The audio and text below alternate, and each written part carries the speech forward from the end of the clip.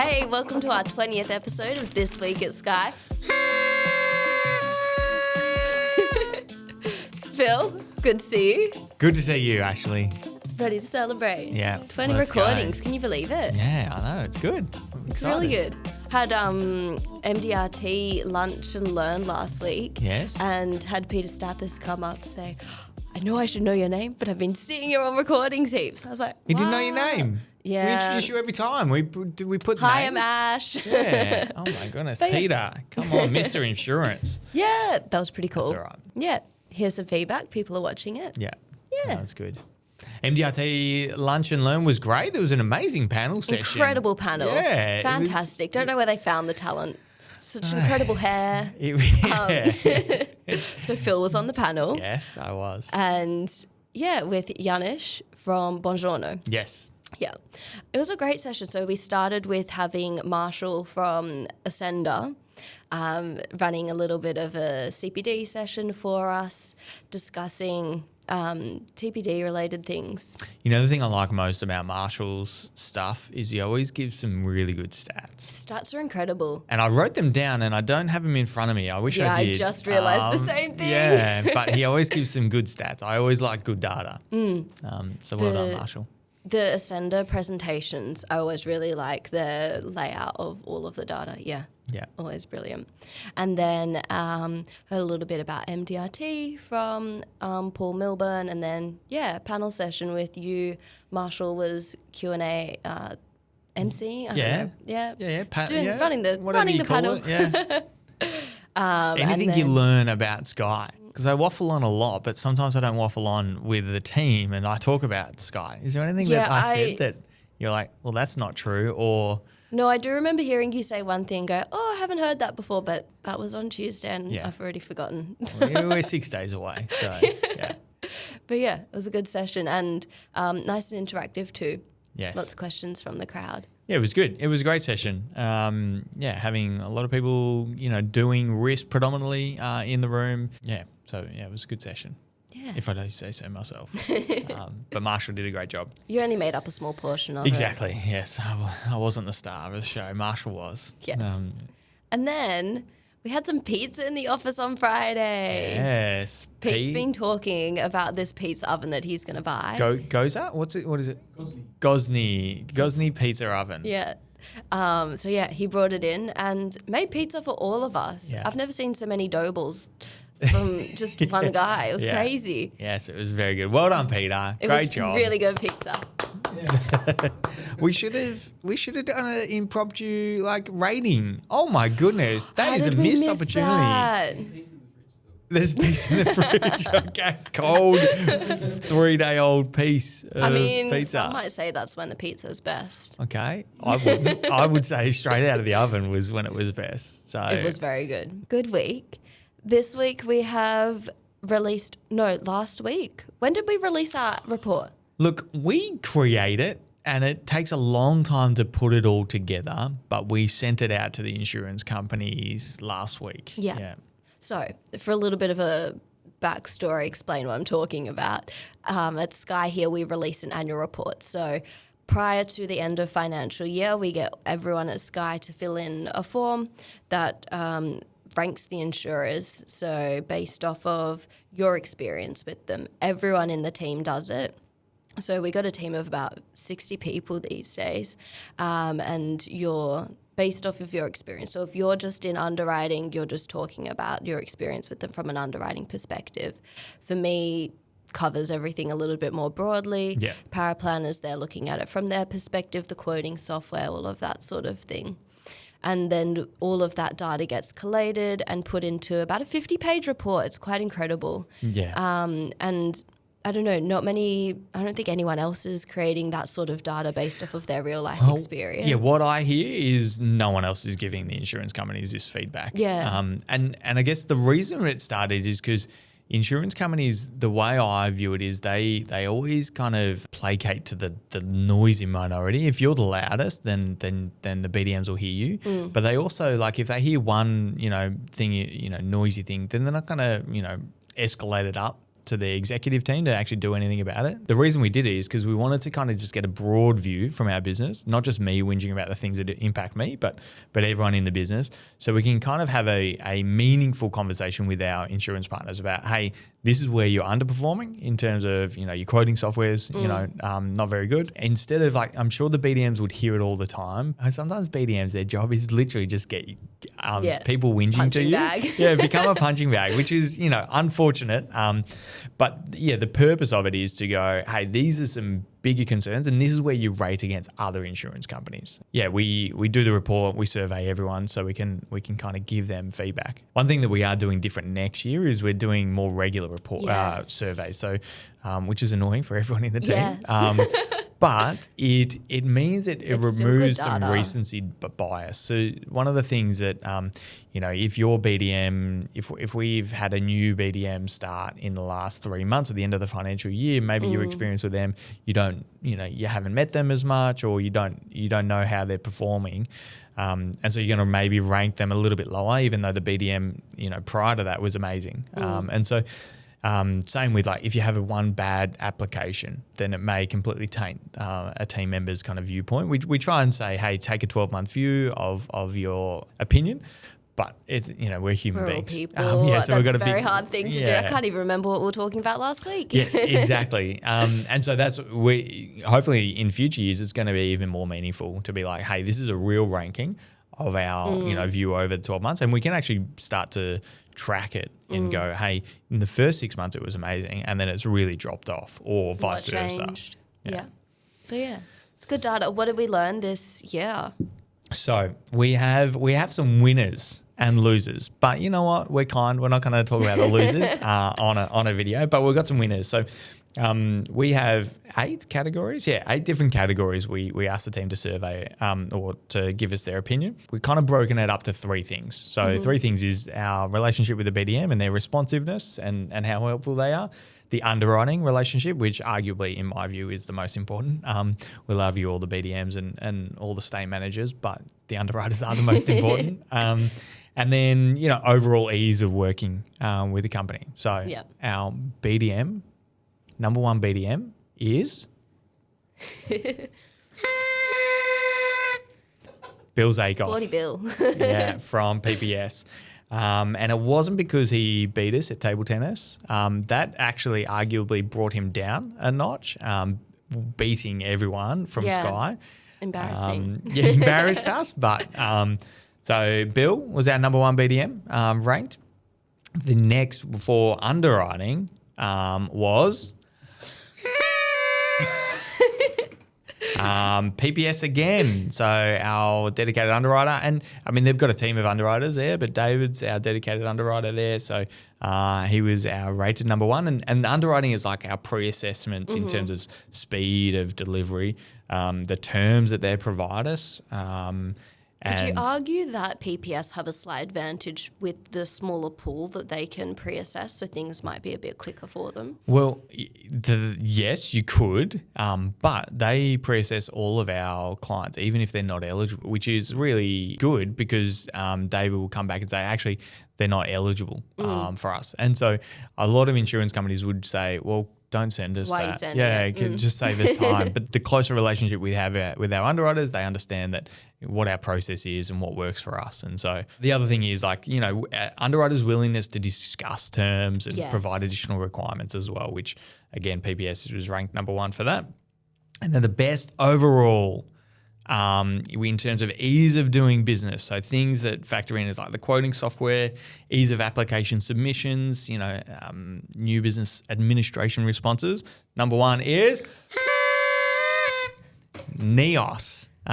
Came in number 1. So there's a few other notable people who came tied first in some of these categories. MetLife came tied first in pre-assessment terms. Clearview came tied first for quoting software. But overall, when you look down our list, PPS and NEOS are littered across the board. There you go. So that's why we do it. And in terms of other things with regards to the financial year report, what we do report on is, our business. How are we going? Where does our business go in terms of the breakdown of insurance providers? So we're not going to talk about it this week, but we may talk about it in future weeks with regards to the CSLR and the Shield and First Guardian, all of that hoo-ha that's going on. And I watched the ABC, a thing on the ABC where they talked about it. And one of the big concerns was the advisors were only putting money into those one or two platforms. And I was thinking, how does that impact us? And one of the good things is we have a really big spread of market share across all the insurers. So that's important from a regulator point of view, looking at our business, or, just from our point of view, are we doing the right thing by clients? If we had 90% going to one or two insurance companies, then that would be a concern. But we have a massive spread across all the insurers, and we show that in these financial year reports, and we show kind of the last 4 years where the business have gone across it. So, yeah, we put the big number that I like is we put in force 1,116 new clients. We got them insured, and that's incredibly important to us. Claims is also important. The other thing is lapse rates. We report on that. Our lapse rate is 4.1% annually. How does that sit compared to the industry average? The industry average is 15 to 16%. Yeah, so we're like a quarter of what the industry is doing. Anyway, so that's the financial year report. We do it every 12 months. So, yeah. Will be interesting to see next year's report with the additional data from having everyone. Are we doing it quarterly now or monthly? It's a brilliant question. Brilliant, yeah. Thank you for asking me that question. I think we are doing it monthly, but it could be quarterly. Regardless, we want to do it more often just to, again, remove that recency bias. Yeah. Now, that's the end of our celebrations. So let's take caps off. All right, celebration's over. So the next article that we have is from IFA, written in conjunction with the Life Code Compliance Committee. As I've said many a time, there are so many acronyms, so many bodies. I haven't heard of this one before. So I believe the Life, and let me just Google it before I answer this, but I believe, and I'm going to answer it without Googling, so just ignore everything I say.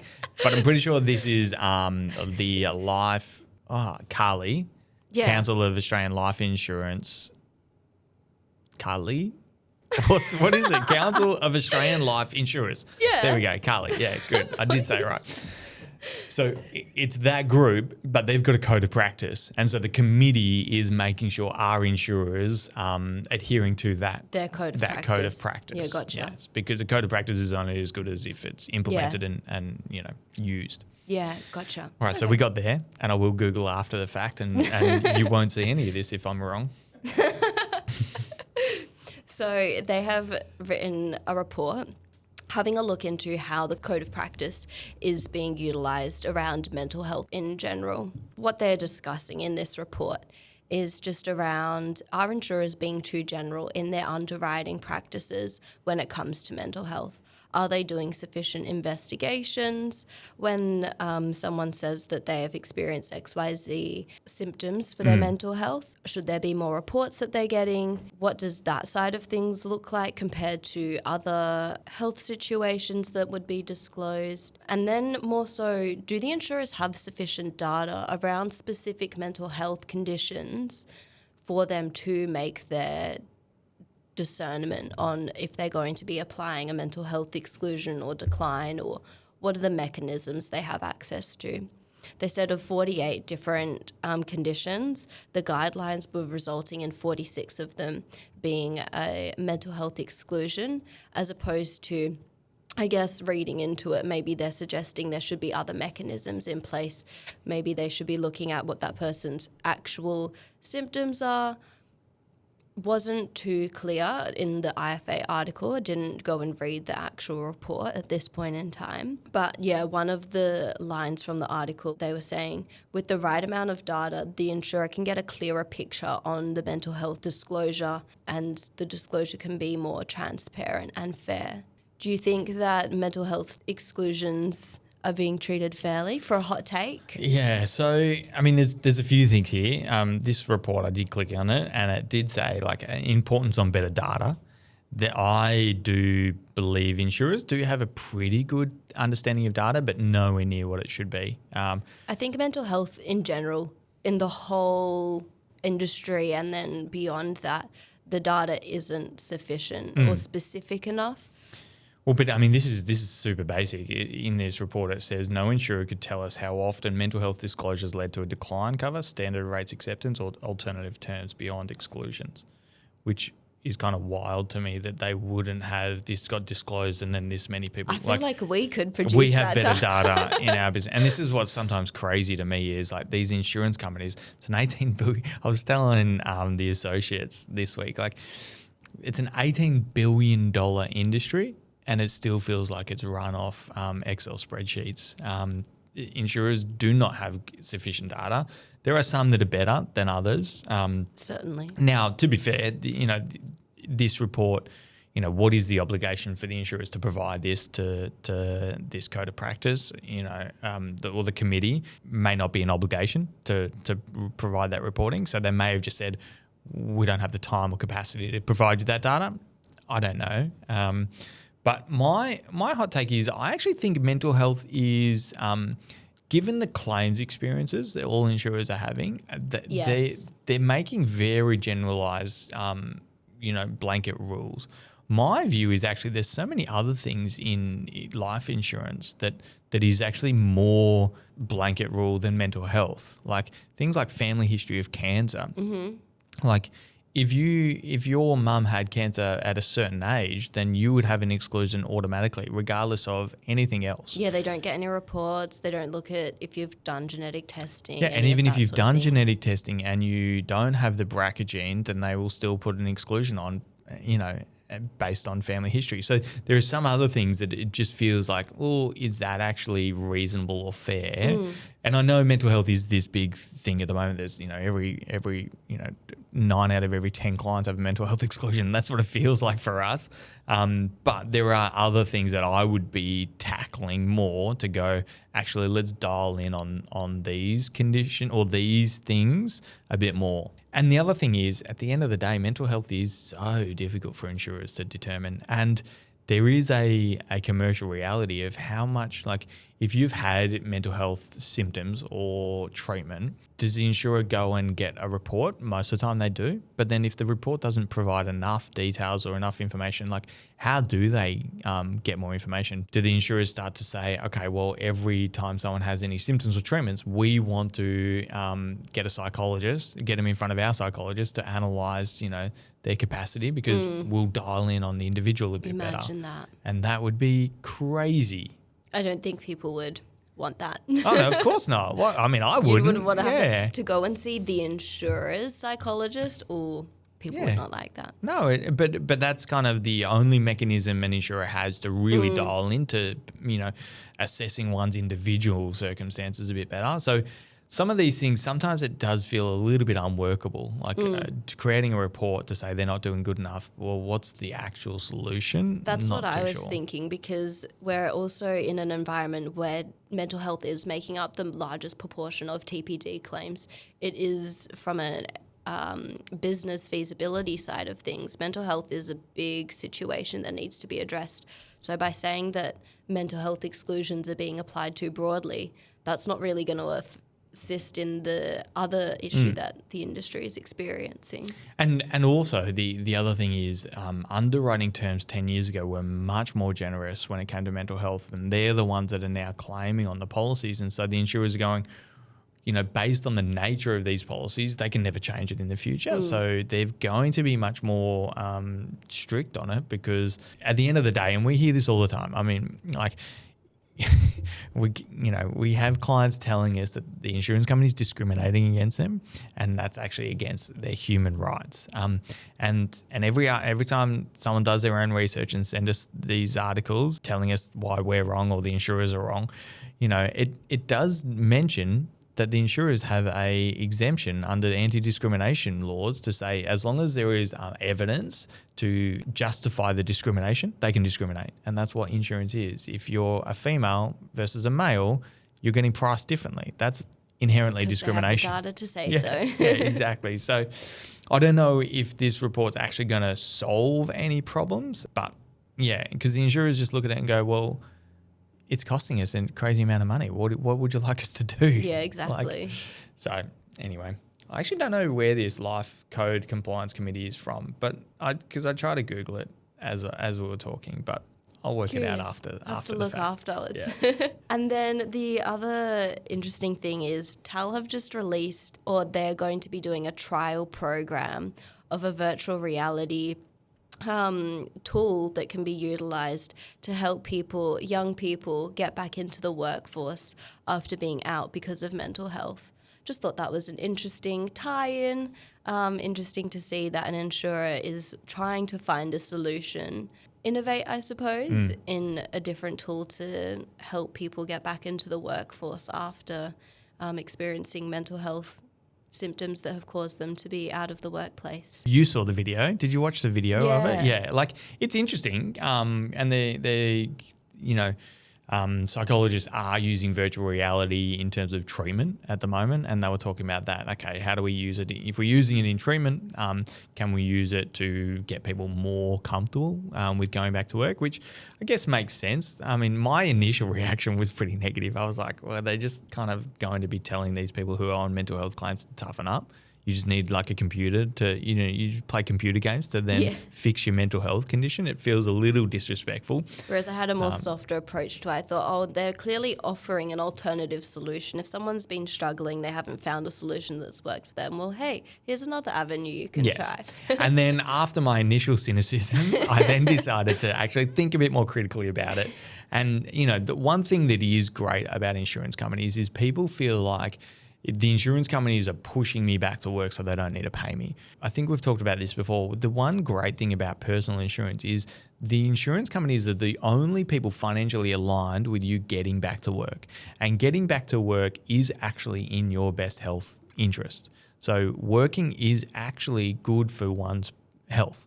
Mental, there are so many stats around. Be part of community, that sort of thing, engaged mentally. Yeah, and there are so many stats. If someone's off, for a physical condition, their mental health suffers significantly, and then often a physical ailment will then turn into a mental health claim because of being out of the workforce. So it is actually good for people to be back at work, and so insurance companies are financially incentivized to bring people back to full health. Not many organisations are actually financially incentivized to bring people back to the workplace. So after my initial cynicism, I did watch the video, I did look at it, and I went, actually, I'm okay with it. My only thing is just this idea that using computers or non-reality to bring someone back into reality is kind of like, I don't know, my concern with society is we are so distanced from actual reality. Does this help? Maybe it does. Maybe it brings someone from not in the workforce at all to a virtual kind of environment to then be able to come back. It would surely be a very small stepping stone, surely not something that you were utilising for an extended period of time. Yeah. But then again, maybe in 20 years' time, we're all doing our work in virtual reality. We're all going to be VR one day, probably. You never know. Yeah. On that note, what are your client stories from last week? So I had 2 client phone calls, one with the client who had the TPD claim and was just actually quite concerned about the ongoing income protection requirement. So when you're on ongoing income protection, you need to continue to prove that you are unable to work to receive your payments. So the insurance company said, we've accepted the claim, we're going to pay you your ongoing income protection payment. However, there will be medical assessments. Now, this client went through TAC, and I was able to ask the client, who told you that you can't claim on both? And it was the insurance company. So that's a conversation I'm going to have with that insurance company, is who told that. Who said that? Who said that, because that's not true. And again, great reality why you work with an advisor and not directly with the insurance company, because, are they held accountable to saying this one thing? Because I'm going on a massive tangent because I'm frustrated. But if this client wasn't working with us, they would have just believed that they can't claim on both. They got their TAC payment. They would have cancelled their policy with the insurer and never have received a payment if they weren't working with an advisor. So that's the value of advice. It's a $1.6 million. I think that's a really good story though, because sometimes when I'm telling clients, oh, please come back to us, we can help you with all of the admin side of things, we can help you at claims time, I do worry that they're thinking, oh, you're just trying to clip the ticket or the advisor's just trying to get involved. No, but we can actually help for that reason. Yeah, for sure. And yeah, I mean, as I said, I'm a skeptical human being. So like I often, my first reaction is always just to not be skeptical and not believe whatever I hear, and then think critically and go, actually, is that right? Yes, it is. I was wrong. And so I was talking to this client and they were really worried because they went through TAC medical assessments and requirements, and that's very high bar to get paid out a claim. They were of the understanding that they're going to have to do the exact same thing every time on an ongoing income protection claim. And so they were really concerned about that. And it was good just being able to have that conversation of saying, hey, yes, there is an assessment, but it's not to the extent that you've experienced, and it's going to be much easier. And the great thing is this client had the old income protection policies, so it's based on can she return to her own work ever again for income protection. The new policies don't have, they're a bit harder to stay on claim. So it was good to be able to talk about that and talk about other things like financial planning benefits. So there is a payment that can be paid out to help ongoing planning of what to do with those funds, what to do with the ongoing income protection. Yeah, and so it was just good to be able to, talk to that client. And she's now one of our biggest referrers because she's like, I'm telling everyone to go see you guys. Yeah, for sure. And the other convo I had was actually a client who just finished a application to increase the cover and then called me up because they've just been hospitalised. And they were just wanted to be very clear on, did they non-disclose? Is there any requirements to tell the insurance company? And so I asked a million questions about, was there any experience with, here's what you said. Was that untrue? No. Okay. Is that documented? And how do we make sure that if in future you do need a claim, there isn't a conversation of non-disclosure.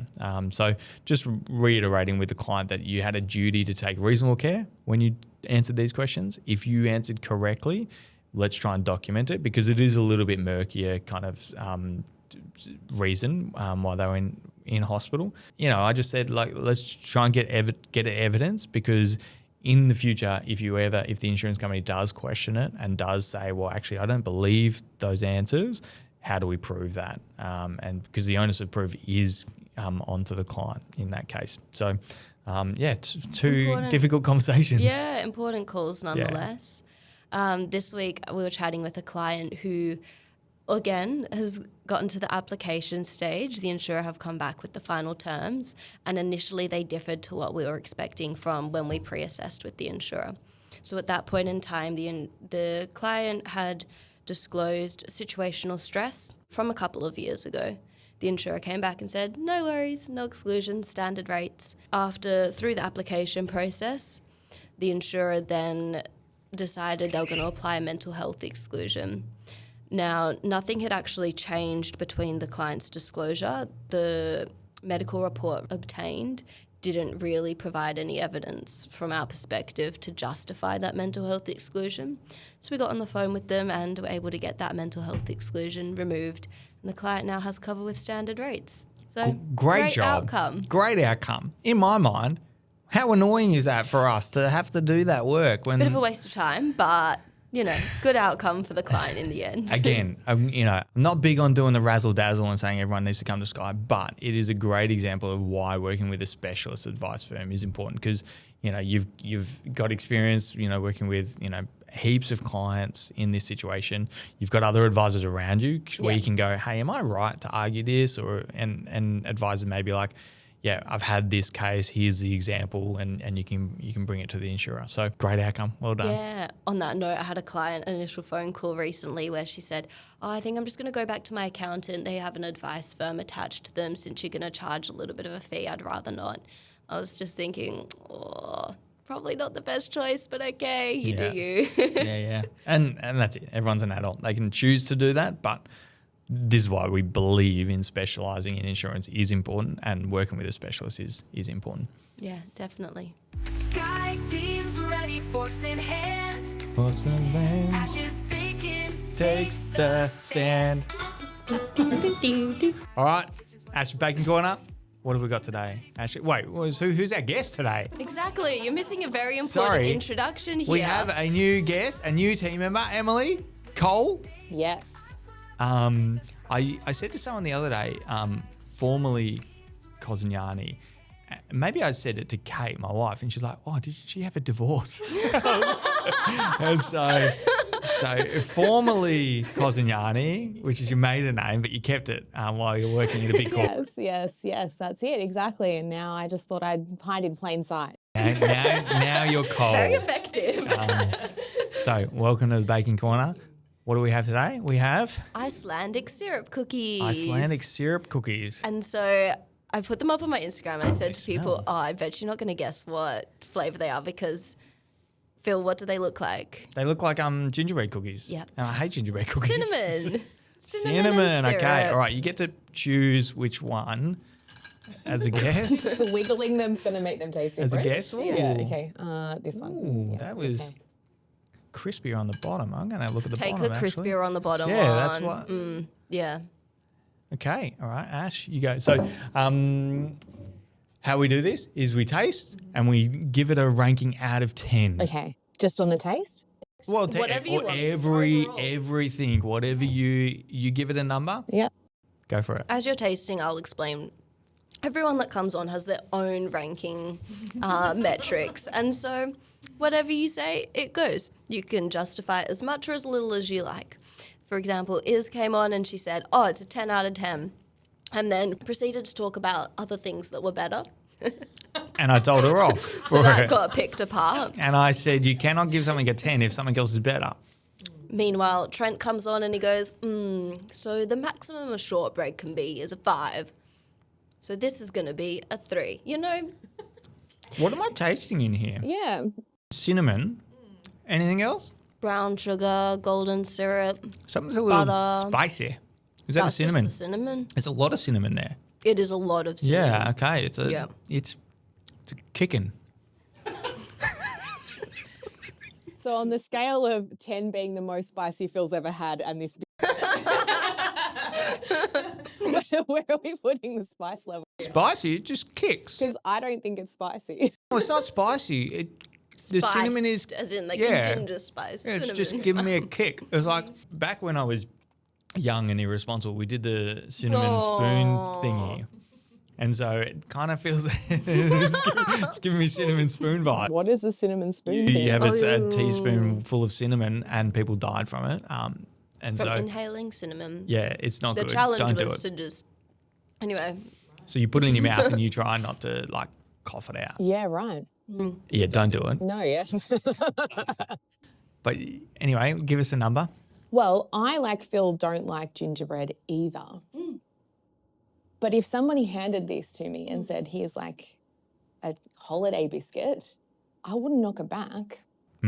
good alternative. to Yeah. gingerbread. So my question is that because like, you know, when expectations are so low and then you just exceed expectations, so you give it a high number? Is that what you're thinking? No, but I a bit like Phil, if it had been a gingerbread biscuit, I would have been like, oh, no. But this is not, it's very mild though, I think, in flavour. I reckon out of Is all that time, a code for like, bland? No, not bland, no. Out of all the biscuits I've ever had in my life, scale of 1 to 10, I reckon I'll give it a 7. Okay. I want to apologise to Ash's family for giving low rankings every single week, and to Ash. I made a vow to be kinder. And then I saw these on Instagram and I thought they were gingerbread and I said it needs to start the following week because I can't be kind on gingerbread. Now it's not gingerbread. I really do want to be kinder. I'm not even sure I'd have another one. And They're that's the ranking the first same as thing. gingerbread. That's the first thing I've ever gone, I won't have another one. Everything I give a harsh rating to, I always off camera, I'm like, I'm having a few more. Yeah. I vow to be kinder in future weeks. That's my promise to you, Ash. Maybe my challenge is just to see, how long I can push him out from giving a. How many weeks can you give him Or a one gingerbread. biscuit on? Yeah, gingerbread's next. And so I'm actually going to give it a 4. I think a 4 is fair. Yeah, I'm sorry.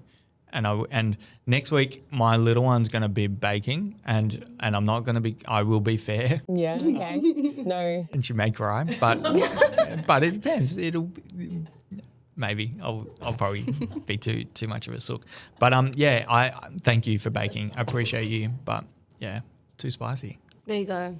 The more you know. I'd go back. Okay, good. Absolutely. There's another one With my there. coffee, I like actually that. don't know if there is another one. There's a lot. Thank you, Em. Thanks for joining us. You're welcome. Thanks for having me. And we're back. Phil, what do you have coming up this week? What have I got today? I am going into the city again. I have been in the city 4 times in 3 weeks. That's a lot. Too much.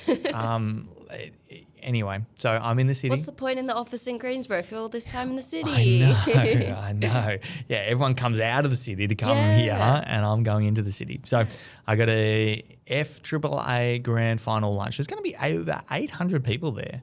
Oh my goodness. Yeah, this is crazy. I read the email this morning. 800 attendees. Wow.